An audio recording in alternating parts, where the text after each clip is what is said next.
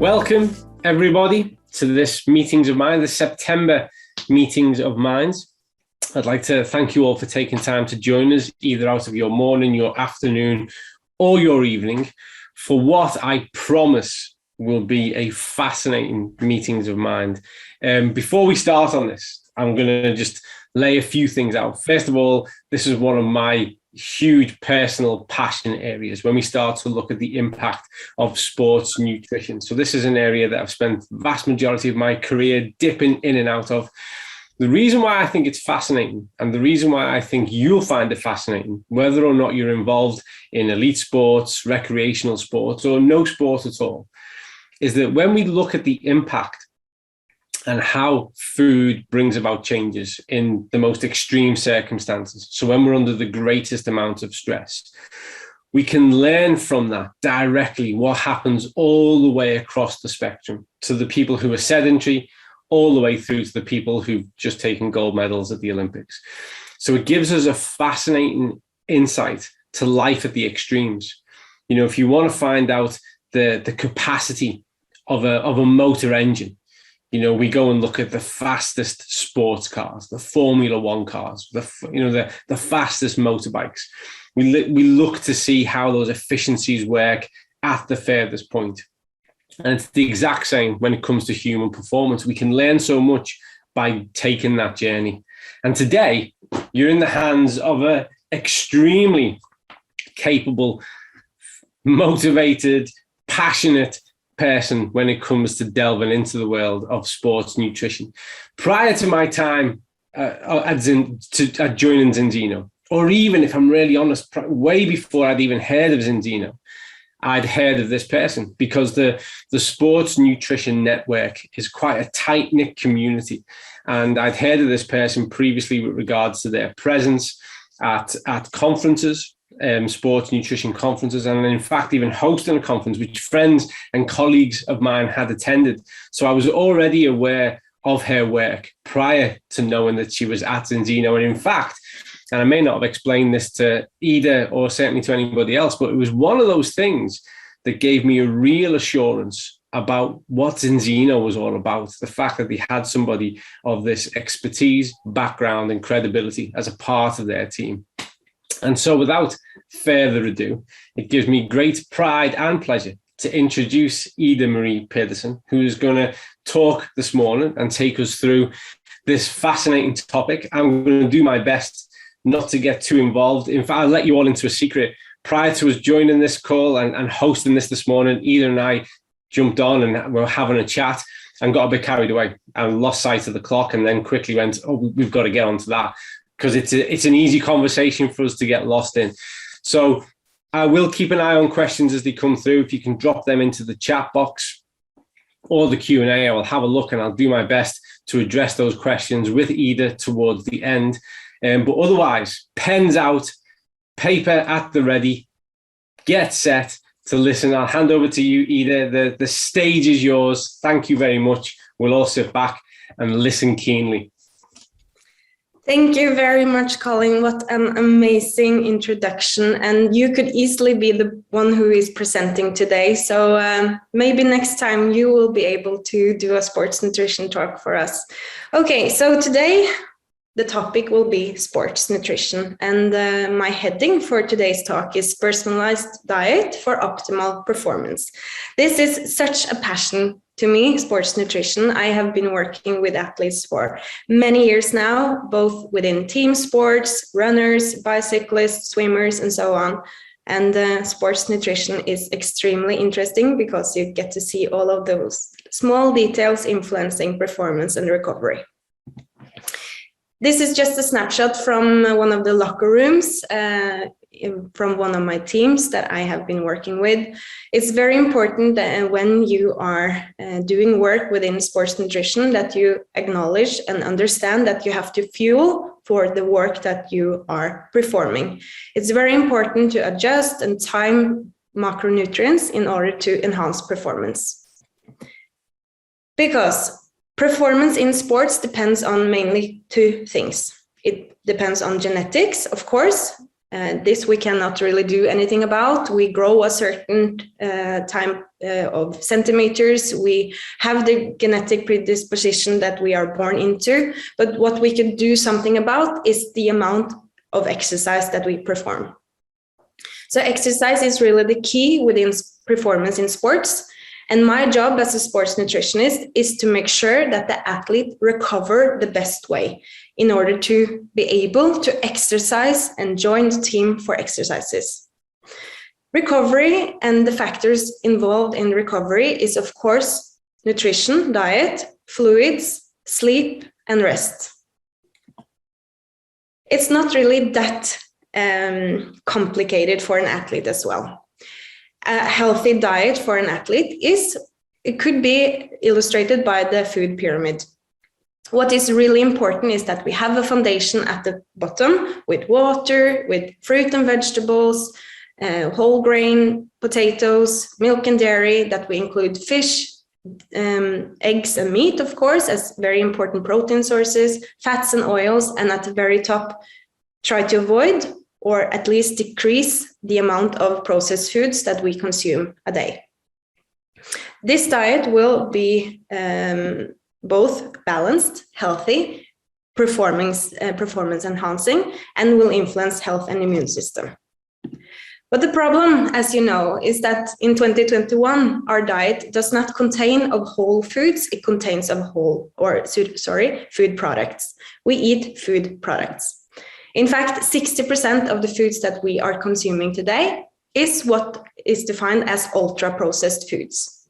So the foundation in our diet today, it's not healthy, it's not varied, it's not very sports performance promoting. We are consuming too much processed foods. On top of that, we find processed food, culinary ingredients such as fats and oils, and all the way at the top, what we include the least of in our diet today is the minimally processed foods. These foods are typically high in sugar, they are high in, of course, omega-6 fatty acids, they are high in salt, they are energy dense, nutrient poor, not very health and immune system promoting, low in fiber, and they are high in saturated fat. The performance pyramid, to me, is about having a solid foundation at the very bottom. We have to talk about our diet before we start talking about sports nutrition and at the very top, supplements. So the foundation should be there before we do anything else. I will get back to this pyramid a little bit later. So today I would like to speak about key nutrition strategies for maximizing performance and recovery in sports. The first is, of course, create a solid foundation. We know that today 1/3 of the world is malnourished, and this malnutrition includes both underweight, as we see in some regions of the world. It includes overweight and obesity, as we know are increasing and very prevalent in the world today in most of the countries. This, of course, includes the risk of includes the risk of many different types of lifestyle diseases, but also the third category, the type we cannot really see, linked to lack of essential micronutrients in our diet. By 2025, half of the world will be malnourished, and this applies to the athlete as well. They are also experiences lack of micronutrient intakes and macronutrient intake in their diet. My conclusion from the way we live today, the way we eat, the type of foods we consume, is that we need supplement to improve our diet. And this applies for the athlete as well. Because I see from my work with athletes that they struggle to meet their daily needs for so many different macro and micronutrients. And this is maybe a little bit strange, because if you compare one of the athletes I usually work with, they consume twice the amount of food that I am doing a day. So they eat more food, and thus they should also consume more micronutrients. but this is not necessarily the case. For us ordinary people consuming 2,000, 2,500 calories a day, this places enormous pressure of the foods that we consume, that they contain the correct amount of micronutrients.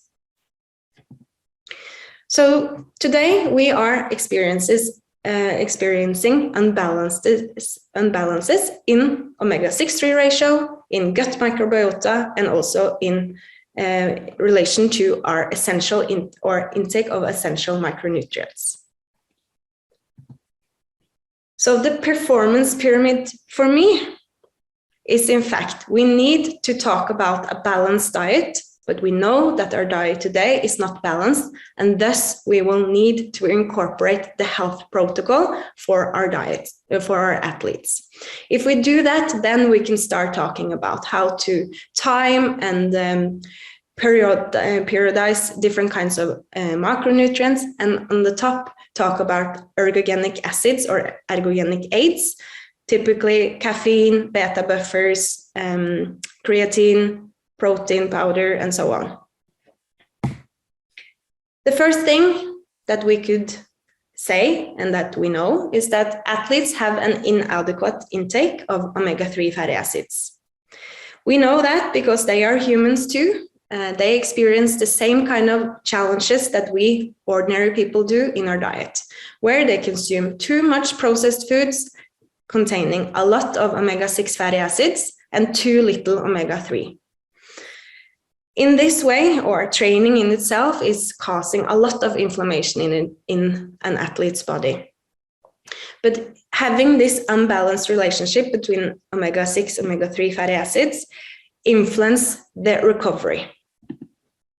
Because we know that the inside our tissue, the polyunsaturated fatty acids, they depend on what we eat, physical exercise, genetic variation, and also metabolic turnover.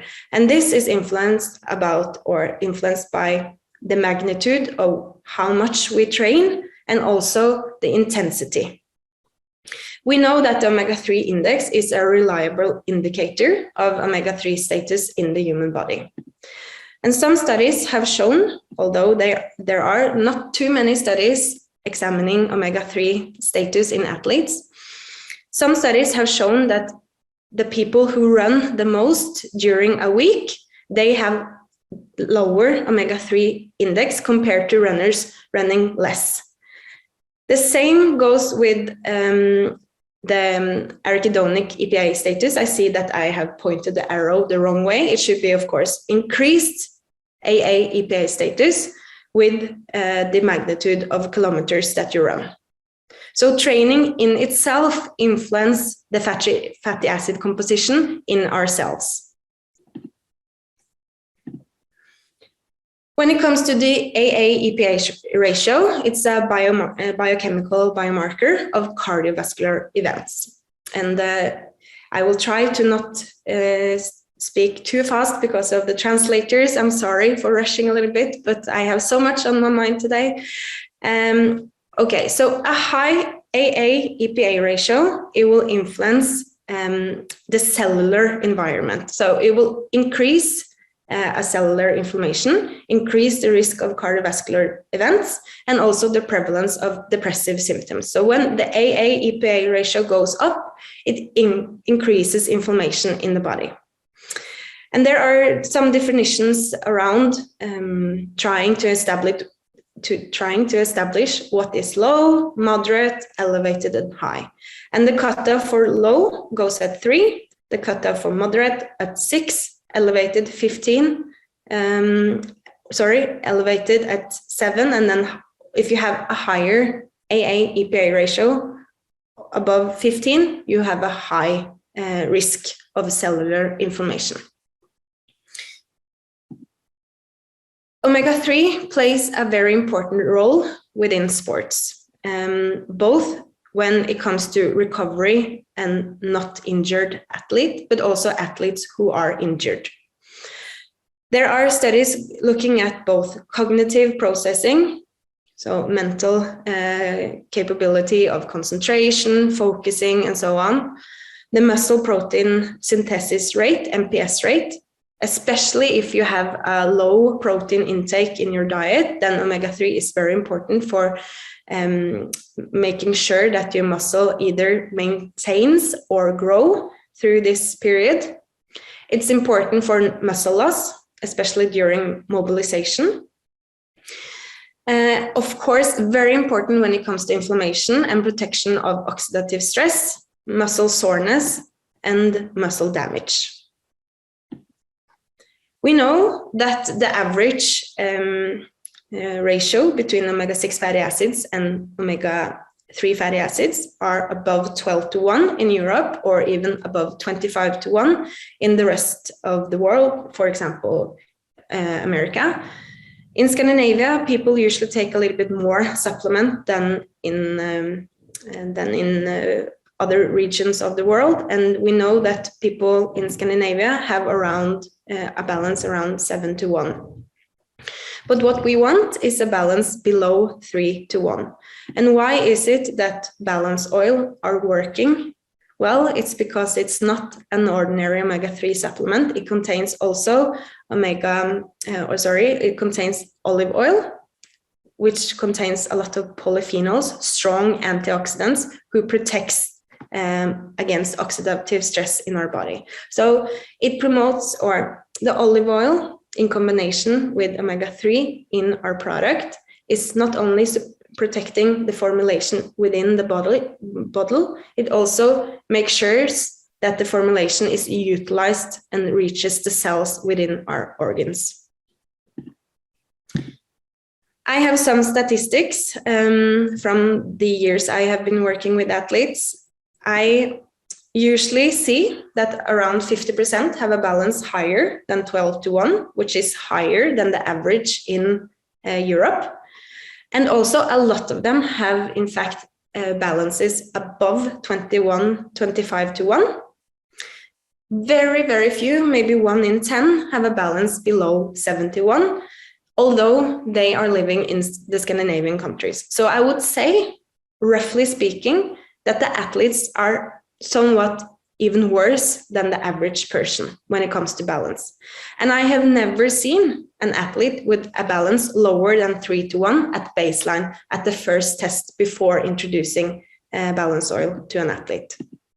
And this is quite scary, I would say, because they are dependent on having omega-3 fatty acids for recovery. Otherwise, they are more prone for injuries, don't recover as good as they should, and so on. So this is very scary numbers. Balance oil is test-based and individualized. Athletes usually differ in body weight, and of course our formulation takes care of that. Today, we have tested over 710,000 fatty acid tests, and we see that after taking balance oil for 120 days, 95% of the people doing that will have a balance below 3:1. The next issue and topic for the solid foundation is that athletes also have an unbalanced gut microbiota. They consume the same kind of foods that we are consuming, living in a westernized diet society where we go grab fast food or finished products, ultra-processed foods. And our gut doesn't really like that because they are dependent on fiber. If they are not fed fiber, they will starve and they will die. And the bad bacteria are taking over. So it's a constant balance between good bacteria and bad bacteria in our colon. A dysbiotic state, dysbiosis in our gut, increases the risk of diseases. It increases inflammation. It produces less short-chain fatty acids in our colon and also produces more LPS, which is not good for us. We know that 70 to 80% of our immune cells are in the gut. The athletes should also focus on fiber because we know that the average fiber intake in general is around 20 grams a day. However, we are recommended between 25 to 35 grams a day, meaning we have a deficiency of around 10 grams. our fiber intake is too low. You could think that being an athlete, consuming more food, consuming more energy could also influence fiber intake, and so we don't really have to think about that. Well, that is not the case, especially not with the athletes I have been working with, because they fluctuate quite a lot when it comes to fiber intake. One day, this athlete consumed 4,100 calories and consumed around 18 grams of fiber. The other day, when it consumed 1,000 calories less, it consumed actually, or he or she consumed more fiber and too little, as I just mentioned. So when we are talking about fiber, we want to talk about not only consuming one type of fiber or maybe including a couple. We want a diversity in our fiber intake. We want to consume as many different plants as possible because we know that diversity promotes a good gut health. It influences the magnitude of different bacteria types we have in our colon. So diversity is key. We know that different kinds of fiber influence different things. So for example, the viscous fibers, they are influencing our blood sugar and also cholesterol, blood cholesterol, because these viscous fibers, they form a gel around the particles, for example, around the cholesterol, and takes away the cholesterol from or removes the cholesterol from the GI tract and back to the circulation. And out, and less travels back to the circulation. Also, what is even more important for an athlete for athletes are the influence of viscous fiber on blood sugar control. The other types of fiber, the non-viscous fibers, they are influencing the bacteria in our colon and the growth of the good bacteria, and then also, of course, the production of the short-chain fatty acids. In our product, Synbiotic Plus, we have focused on diversity because we know that as I told you, different kinds of fibers will influence production of different kinds of short-chain fatty acids, but also the different bacteria fermenting those fibers. And for an athlete, protection against inflammation is very, very important, of course, when it comes to the effects of fibers. The second thing I would like to stress about fiber, as I also just mentioned, is the rise in blood sugar or blood sugar control with fiber. Because body weight and body composition for athletes are two very important factors when it comes to performance. Let's say that you have an athlete that is a little bit heavier than he or she should be, then it will influence how fast you run, how tired you feel, and it will influence performance. So those two factors are extremely important when it comes to performance within sports. If you have an athlete who are not consuming fiber, it will influence the blood sugar control and blood sugar fluctuations in a day. So what you want is an athlete that have a good blood sugar control with very few or not so high spikes in the blood sugar, so that you reduce the risk of cravings between meals. That is very important. Yes, let's see. Final slide on the fiber thing is that, or not the thing, but the fiber issue is that we should recommend 2 scoops of Synbiotic Plus to the athletes, because we know that that is the gap between sufficient intake and insufficient or inadequate intake in the population. The third thing when we are talking about creating a solid foundation is micronutrients, of course, essential micronutrients, those we have to get through food or supplements on a daily basis.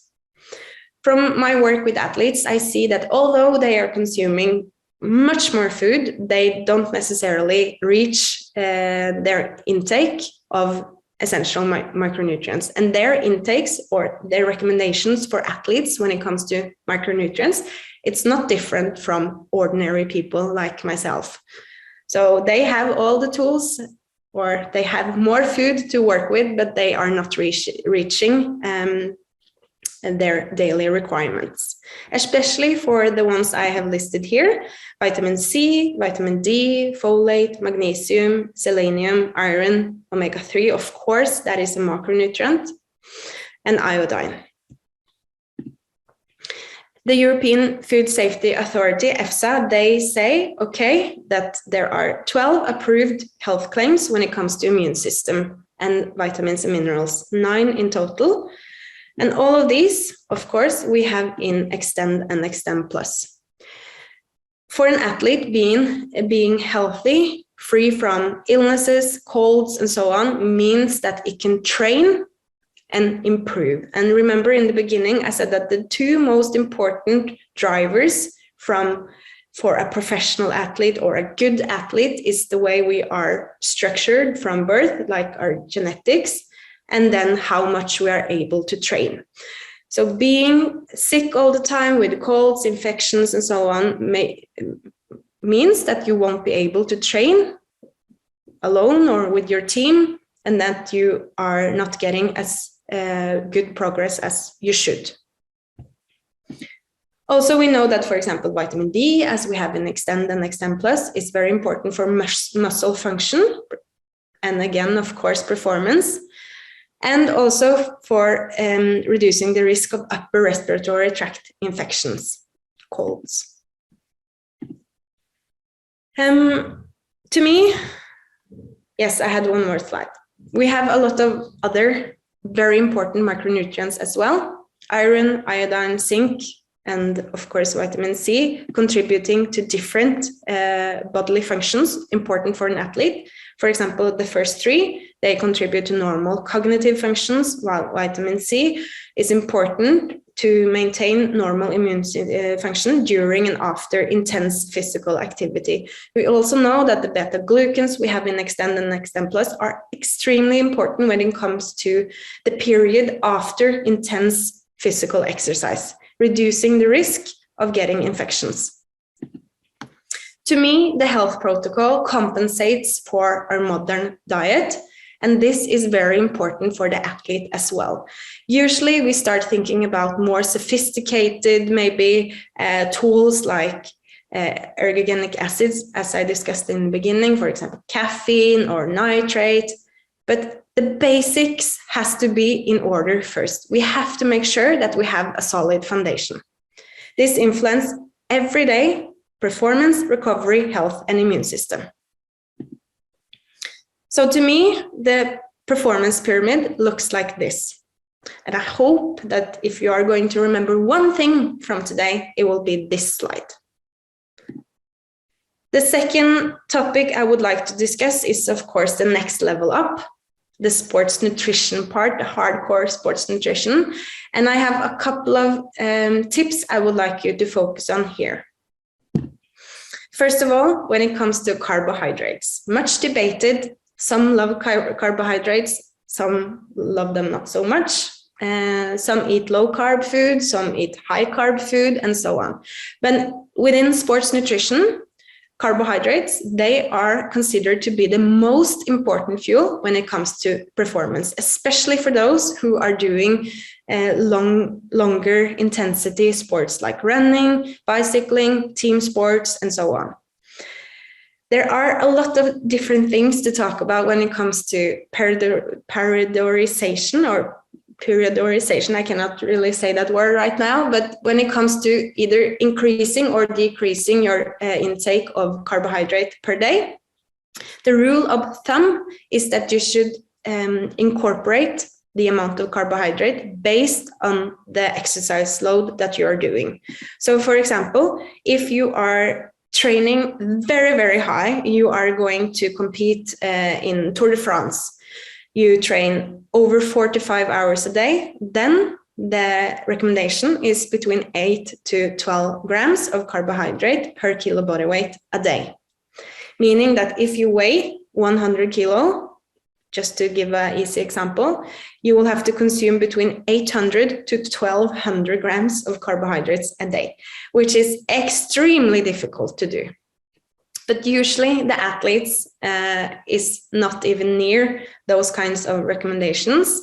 Most will be between 3 and maybe even up to 7 grams carbohydrate per kilo body weight a day. So you have to try to establish how much you train, and then calculate the amount of carbohydrate that you need a day. Next up is, of course, when it comes to carbohydrates, that you have to fluctuate, you have to adjust your carbohydrate intake depending on the sessions that you are having during the week. So if you are, for example, having a very intense day on Tuesday, then you should really try to carb a little bit up before going into that session or those sessions. Because we know that if you consume an ordinary diet, you train and you deplete your carbohydrate stores, the glycogen storage in your body, then it takes around 24 hours before they are full again. If you are consuming low carb, it will take longer time. So if you have very, very hard sessions within a few days, you have to put extra pressure on consuming more carbohydrates to be able to perform at your best. Also, of course, proteins, very much debated within sports nutrition. But if I want to, or if I'm going to give you a golden rule here, it will be to focus on protein timing. A lot of people eat much protein for dinner, but we tend to forget about proteins during the rest of the day at the other meals that we are consuming. It is very important for maintaining muscle mass and also growing muscle mass, especially when we are managing weight, maybe trying to reduce our body weight. It's especially important to have a protein intake of 20 to 40 grams every 3 to 4 hours. At those times, to say it easily, our channels within our muscles are open for taking in protein. They are saturated at around 20 to 40 grams, depending on your body size, your body composition, and what you do, how active you are. So it's no point of including 80, 100 grams of protein in one meal. You should try to divide it over the course of a day. This is very important for athletes when it comes to recovery. Of course, think about those athletes who are injured, who cannot train and get the stimuli on muscle protein synthesis. They have to really pay attention to protein. And also athletes who are managing weight, or athletes who cannot lose any muscles, who want to improve muscle mass. An example of where you find 20 grams of protein: cottage cheese, skyr or yogurt, and chicken, tuna, eggs. There are also some protein in bread, oats, lean shake, of course, and our protein bar. The third and final thing I would like to say when it comes to tips, sports nutrition tips, is a suggested protocol, and talk about our supplements. So we don't have any ergogenic supplements per se that are defined as those bringing the smallest details out of a person. We have the supplements that are extremely important for overall performance, overall health, overall immune system. I hope that you understood that from my talk now, but all of these products that we have will indirectly or directly influence how an athlete is performing. Because, for example, Extend, Protect Plus, they are supporting the immune system. They bring in the essential micronutrients. Cinebiotic is extremely important when it comes to weight management and gut health, and Of course, we have, and of course, balance. I could also include balance oil here for breakfast. Some like to take it at breakfast. A snack meal could be a lean shake with some milk to ensure the 20 grams of protein that you will need for stimulation of your muscle protein synthesis. It should also include some carbohydrate, especially if you're doing long intensity sports. And blood sugar control are obtained if you also make sure that you have a fiber source or multiple fiber source in your snack meal. The evening meal, I would personally, I like to take balance oil at evening and with the last meal I eat that day. But also Viva Plus, Extend Plus, Synergene could be incorporated within a protocol for an athlete and taken at night. Cincino protein bars are, of course, also very beneficial when it comes to stimulating muscle protein synthesis before going to bed. So here is just an example of a protocol that you could incorporate if you are working with athletes or being an athlete yourself.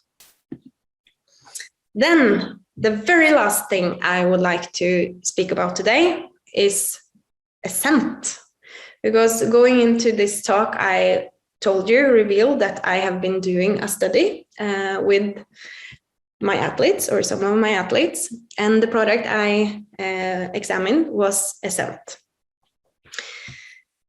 These results have not been published yet, so I really hope that we could keep the results within this group and discuss them internally.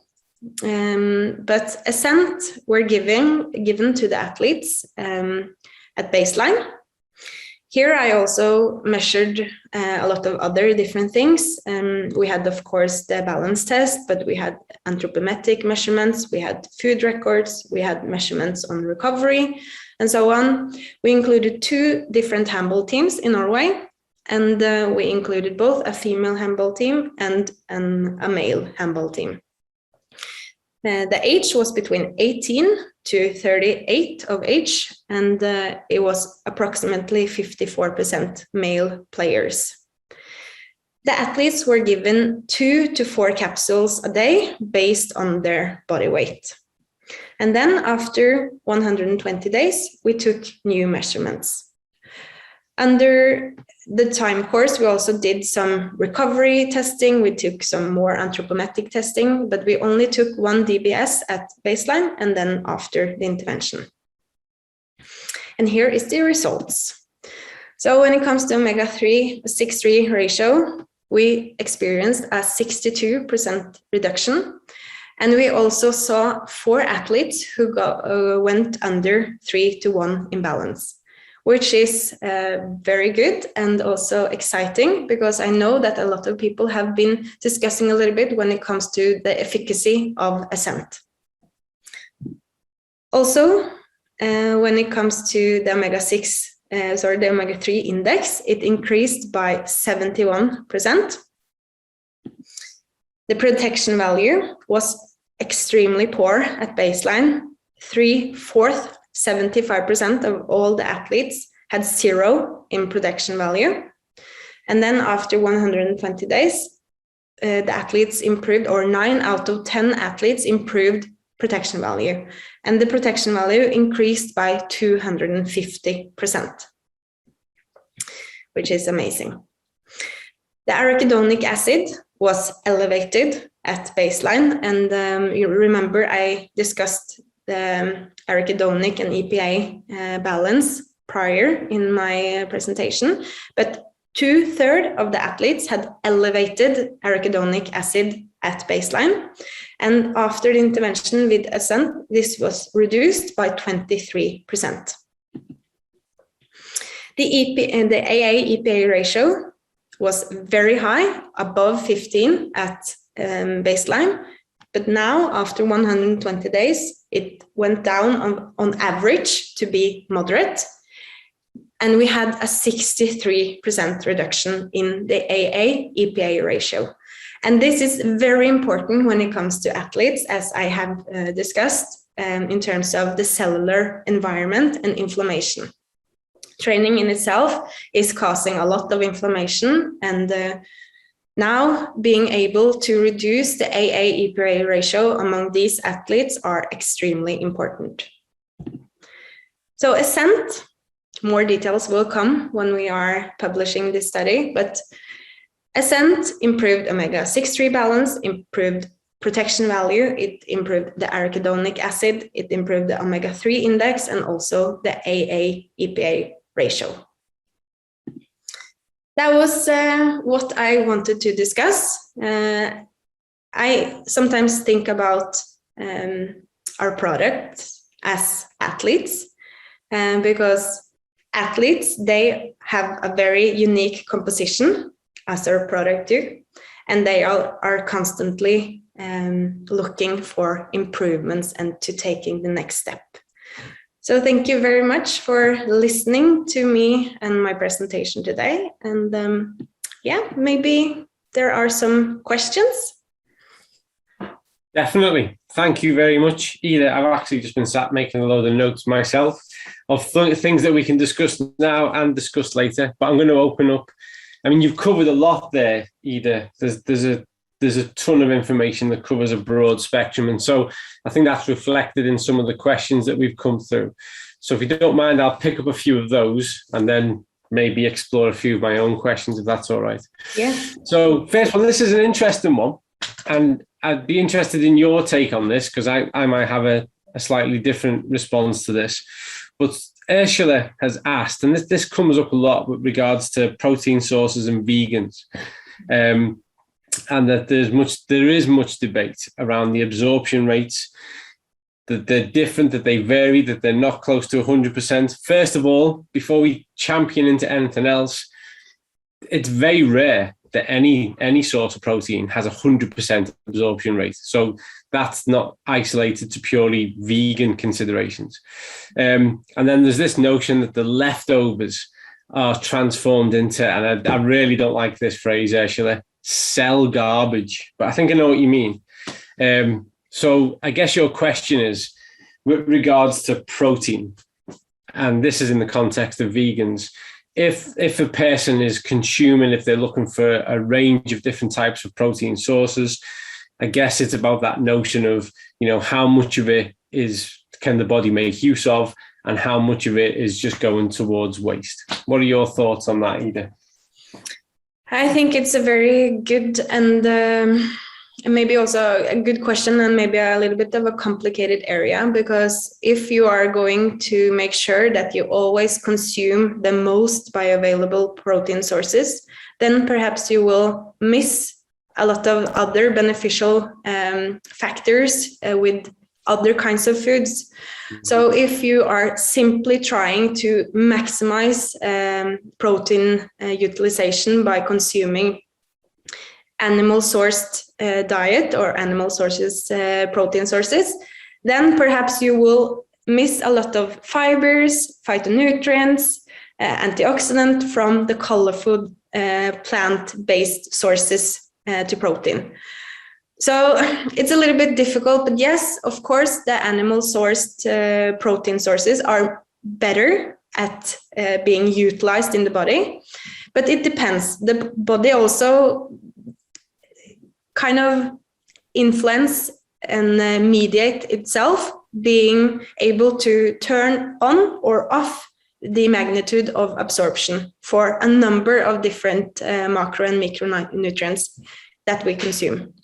Yeah, I'd agree with the main point that you're making there. And I think a lot of times the real issue around, taking a vegan approach, it's not really down to the food source itself. So providing you have a sufficient amount of proteins that are derived from vegan plant-based sources, then you're going to be able to optimize your protein synthesis. So you're going to help the body to repair and remold and improve. The real issue is availability and looking at the diversity that's required, and then obtaining that in the shopping basket. That's the real challenge, if we're going to be honest about it. So I think because of that, a lot of misinformation has crept in with regards to absorption. More often than not, those whole foods, those plant-based sources are actually going to provide a lot more bang for buck than an isolated protein that's just derived from meat. So I think, I'd worry less about the waste and focus more upon the diversity and how you can achieve that through the diet. And then, the good thing now is that there are opportunities to add to that through kind of vegan supplementation. But I think that's one of those areas where there's an opportunity to enhance the diet. And here's a good one for you, Ida, based off what you were just discussing. Why do athletes have a lower EPA-AA ratio? They want to know, did they understand it correctly, that the difference was whether they run fast or longer? This, Ida and I were discussing this prior to this meetings of mine. Over to you, Ida.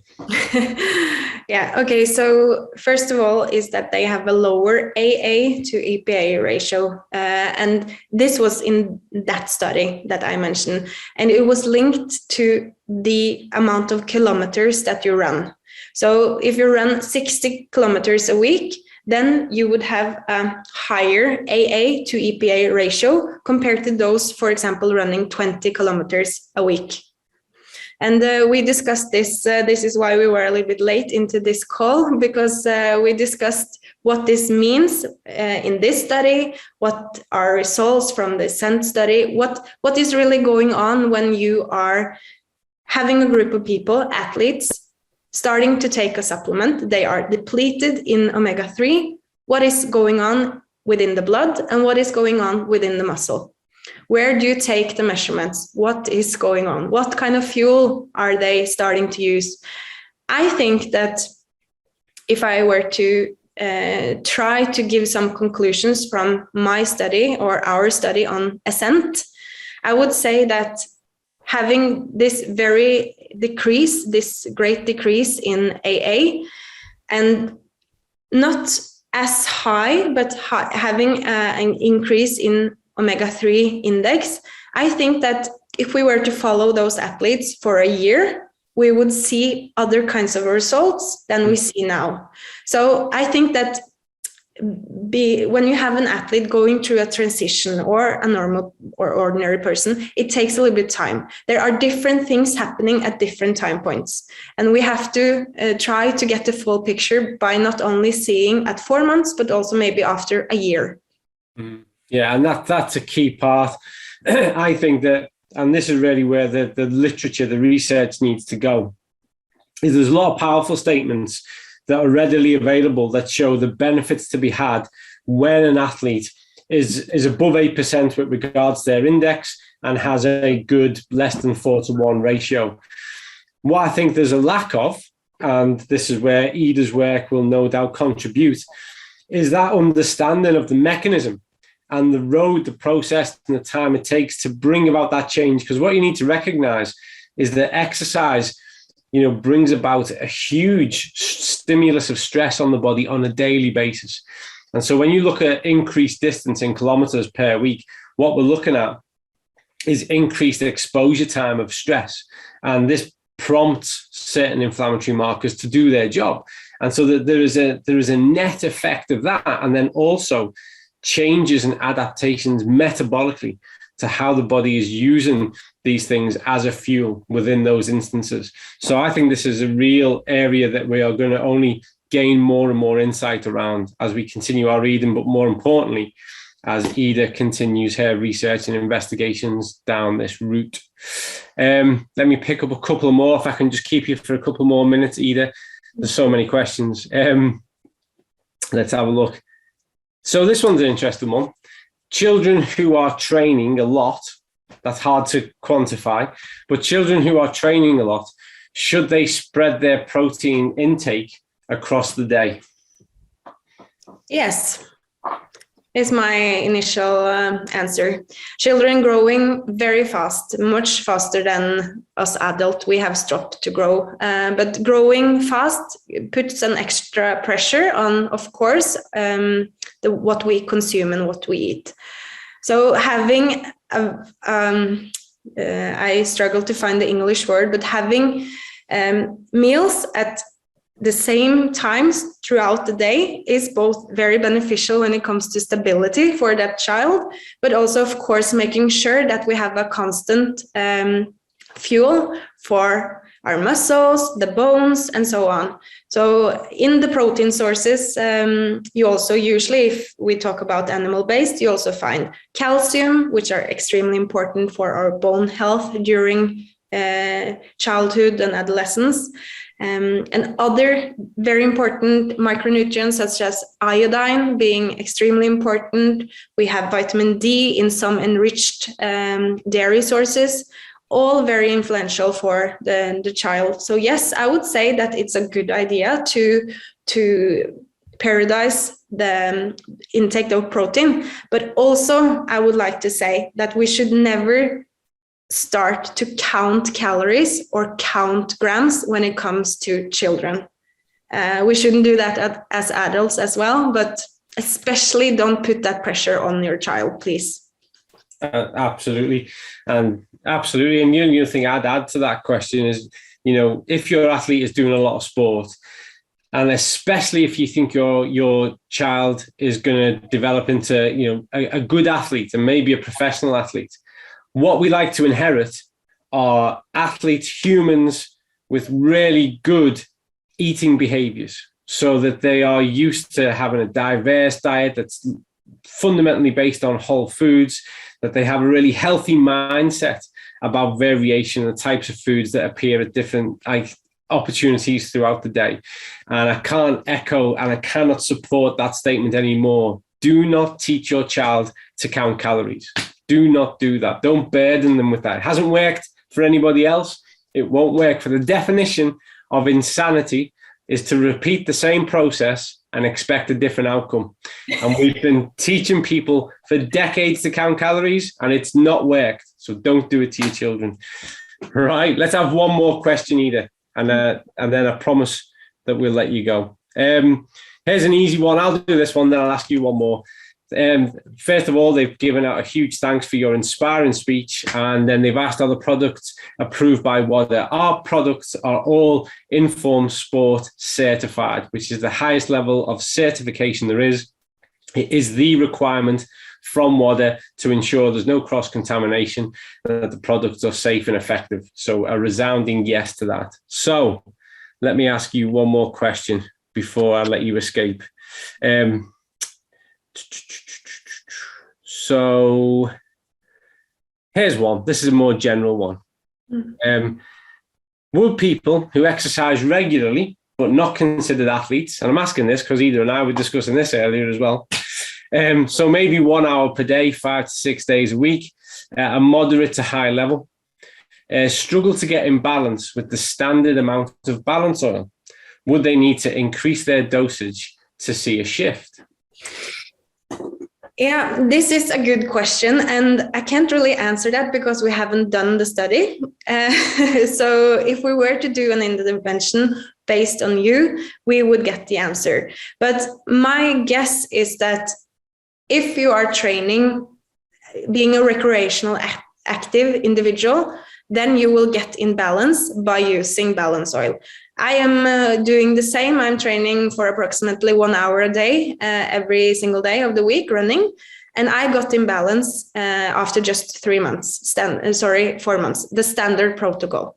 So I think that increased dosage or higher recommendations, those are probably more applicable to professional athletes training twice the amount, 3 times the amount than we recreational active individuals do. Yeah, it's a great question because we were discussing that. Ida is going to go full on to investigate that whole area. It's a fascinating area for consideration.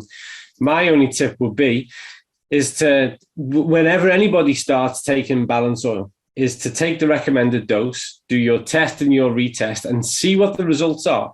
Because it could be that you need to increase a little bit, but also, because as a sports nutritionist, as someone who's functioned within the sports space, I'm obsessed with efficiencies. So it could be that once you get in balance, let's say that takes 120 days, or let's say it takes double that time. It's because it can. There is individual variance. Once we get there, we should be a little bit of a scientist with ourselves, and we should say, okay, what do I need now to take on a daily basis to maintain this? Because we're going to maintain it forever, for life. So where do I need to place that? And it could be that during the winter months, during times of increased physical demand, work demand, we take it up a little bit to maintain that. Just the way you think the rest of your diet. If you've been more active throughout a day, you're going to have an increased appetite, and you're probably going to consume a little bit more food. So if we're doing more, we're taking on more, we're under greater stress, then we might want to upregulate. And if we're not, if we're really managing through, it could be that we're going to downregulate a little bit to make sure we ensure balance. So I would encourage you all, with that test opportunity, pre and post, become a scientist about yourself, become fascinated with how you respond. And it'd be interesting as well, maybe we can further down the road have platforms like this where people share their insights on what they experienced. But for sure, with regards to the research and the research that Ida is about to undertake, that's a huge question for us. So I'm going to wrap this session up. Ida, thank you. I knew that was going to be a great session. So much information in there. People, this has been recorded. It'll be shared. I would encourage you to watch it again and again. Share it wide and far. More and more people are fascinated and interested in the impact that nutrition has with regards to exercise, sports performance. So please do, switch on to this, share it amongst those people who you think it's going to matter to most. We will be back. Another meetings of minds in a month's time, the 14th of October, which is a little bit different. So on the 14th of October at 2 p.m. CET, Dr. Paul Clayton is going to be our host, and he's going to open the floor to me. I'm going to be presenting some insights and information from my perspective with regards to nutrition. And we will nail on a specific subject of what that's going to be about, and we'll share that information as soon as possible. So I'm going to get myself ready. I'm going to be grilled and interrogated, no doubt, by Paul, who's for sure going to ask me really difficult questions. And please do join us then. Bring your friends and bring your questions too. Until then, thanks again, Ida. Incredible. Everybody, stay well, stay safe, stay healthy, keep changing lives, and we'll see you on the 14th of October. Bye for now.